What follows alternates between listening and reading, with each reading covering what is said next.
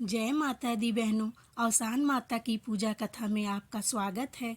आज मैं अवसान माता की बहुत ही प्यारी कथा सुनाने जा रही हूँ। कहानी पसंद आए तो वीडियो को लाइक कीजिएगा और कमेंट में जय माता दी लिखना और मेरे चैनल को सब्सक्राइब करना ना भूलिएगा।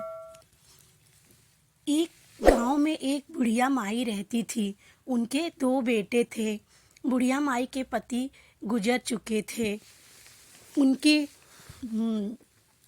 बुढ़िया माई जो थी बहुत पूजा पाठ करती थी, वो भगवान में बहुत विश्वास करती थी। वो बुढ़िया माई अवसान माता की अनन्य भक्त थी। बुढ़िया माई अपने बड़े बेटे का विवाह करती हैं, बहू लाती हैं। बहू भी बहुत अच्छी रहती है। बुढ़िया माई से पूछे बिना एक भी काम नहीं करती है। बुढ़िया माई बहुत अच्छे से ज़िंदगी गुजर बसर कर रही थी।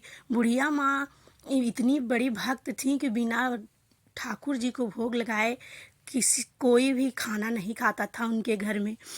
एक दिन की बात है, ऐसे सब कुछ चलता रहा। एक दिन धीरे धीरे छोटे बेटे का विवाह हो गया और छोटी बहू आई। छोटी भी बहू भी बहुत सुशील थी बहनों, लेकिन वो थोड़ी सी भूख ही थी। जो बोलते हैं ना पेट्टू, वो जो है उसको भूख बहुत जल्दी लग जाती थी।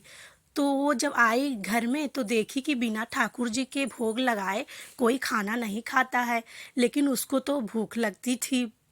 तो क्या करती थी वो, चोरी से बिना ठाकुर जी के भोग लगे ही कुछ निकाल के खा लेती थी। और फिर इसके बाद जो है ठाकुर जी का कोई जान नहीं पाता था। ठाकुर जी का फिर बाद में ऐसे भोग भी लग जाता था। लेकिन घर में जब रह रही हैं तो कितने दिन तक छुपेगा बहनों। एक दिन बूढ़ी माँ ने देख लिया अपनी बहू को खाना खाते ठाकुर जी से के भोग लगाने से पहले ही। तो बूढ़ी माँ जो है संकोच में अपनी बहू को तो कुछ नहीं कह पाई।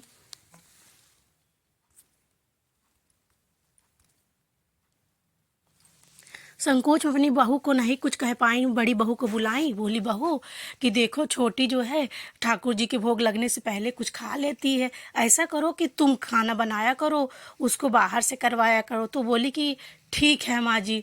बोली कि छोटी आज से तुम बाहर से करना और मैं अंदर से जो है खाना बनाऊंगी।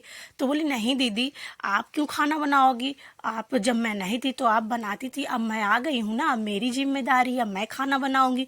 बोली नहीं छोटी, तुम कितने दिन से बना रही हूँ, मैं सब भूलती जा रही हूँ। मुझे खाना बनाने भी भूला जा रहा है, मुझे नमक का अंदाज भी जो है मेरा छूट जा रहा है। इसलिए तुम जो है बाहर से करो, मैं ही जो है खाना बनाऊंगी। तो छोटी वो सोचने लगी कि अगर दीदी खाना बनाएंगी तो मैं कैसे खा पाऊंगी। तो इसलिए वो जिद करने लगी, नहीं नहीं, आपका जो काम है आप करिए और मेरा जो धर्म है मैं वो करूंगी। मैं छोटी हूँ इसलिए मैं रसोई संभालूंगी। लेकिन बार बार कहने पर बेचारी मजबूर हो जाती है और बोलती है ठीक है। तो क्या हुआ कि अगले दिन से बड़ी बहू खाना बनाने लगी और छोटी जो है बाहर से कराने लगी। अब लेकिन अपना जब टाइम हुआ तो छोटी बहू को भूख लग गई। अब छोटी बहू सोचने लगी कि क्या खाऊं क्या खाऊं। तो क्या कि उसको बड़ी बहू ने कहा कि छोटी तुम आटा गूंद दो। तो छोटी आटा गूंदी और पहले जो है क्या होता था बहनों कि नदी से पानी लाया जाता था। तो वो बोली कि आटा गूंदने के बाद तुम चली जाना नदी, नदी से पानी लेके आना। तो बोली ठीक है। वो क्या कि आटा गूंद ली और थोड़ा सा आटा उसमें से छुपा ली और घड़ा लेके अपना पानी लेने के लिए नदी की तरफ चल दी।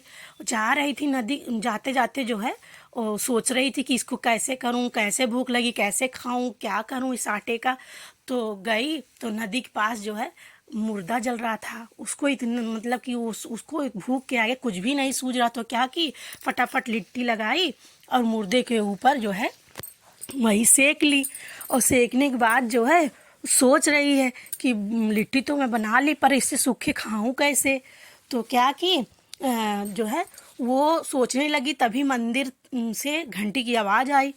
फिर वो सोची इसका मतलब आसपास कहीं मंदिर है, देखती हूँ कुछ, क्या पता कुछ कोई चढ़ाया हो, भोग वोग तो मिल जाए तो उसी से खा लूँगी मैं।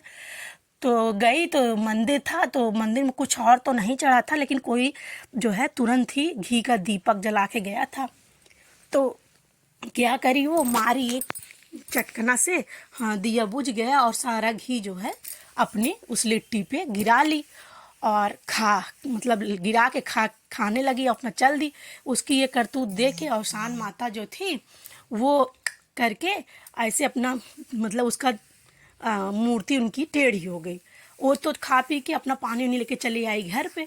अब जब घर पे पहुंची भी नहीं थी तैसे पूरा हल्ला हो चुका था कि मंदिर की मूर्ति टेढ़ी हो गई, मंदिर की मूर्ति टेढ़ी हो गई, पता नहीं क्या अनहोनी होने वाला है। उसके भी कान में आवाज़ गई, पूरी भीड़ लग गई वहाँ। तो वो उसके आवाज़ गई कान में तो बोली कि अच्छा ये बात है, मैं भी जा रही हूँ। उसकी सास बोली तुम कहाँ जा रहे हो? बोली नहीं हम जाएंगे। बोली नहीं तुम मत जाओ, तुम बड़े बड़े लोग वहाँ जुटे हुए हैं, गांव के सब लोग, कहाँ जाओगी? बोली नहीं उनसे, माता जी से मेरा पर्सनल बात है, मैं करूँगी उनसे। तो गई, पूरा भीड़ को चीरते हुए अपना हटो हटो हमको जाना हमको जाना, जाके वहाँ माता रानी के सामने खड़ी हो गई और बोली कि अच्छा आटा तो मैं अपने घर से ले आई थी और मैं सेकी जाके शमशान में थोड़ा सा घी ले लिए आपका, वो भी आपका नहीं था, दूसरा कोई जला के गया था, तो आप मुंह नहीं टेढ़ कर ली। तो इतना ही कहते मान उसकी आत्मा इतनी निश्चल थी कि माता रानी इस वो बात सुन के खिलखिला के हंस दी और पूरी मूर्ति फिर से सीधी हो गई। सब लोग पूरा नज़ारा देखने लगे, सब एकदम चकित हो गए कि ये क्या है, ये क्या है। तब फिर पूरी कहानी अपनी बताई कि ऐसे ऐसे हैं, हम भोग लगने से पहले मुझे भूख लग जाती थी, खा लेते थे, तो हम ऐसे ऐसे किए। तो वही हम आके पूछ रहे हैं कि काहे नाराज़ हो गई माता रानी।